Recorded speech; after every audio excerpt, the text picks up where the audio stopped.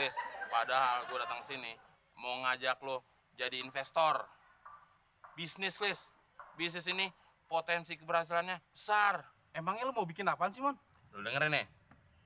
Pertama, gue mau kursus sulap dan hipnotis. Kedua, gue mau bangun tempat kursus sulap. Nanti murid-muridnya, Lis, itu cewek-cewek pilihan. Wah, jangan ngadep sini, Lis. Nanti disensor lagi. Cewek-ceweknya seksi abis. Terus yang ketiga apaan, Mon? Pinjemin gue duit. Nah kan, ujung-ujungnya Lis, nanti kalau tempat kursusnya udah jadi, lu bisa jadi satpam sana. Emang lu nggak mau nanti gue kenalin sama cewek-cewek? kenalan sama cewek-cewek, Mon.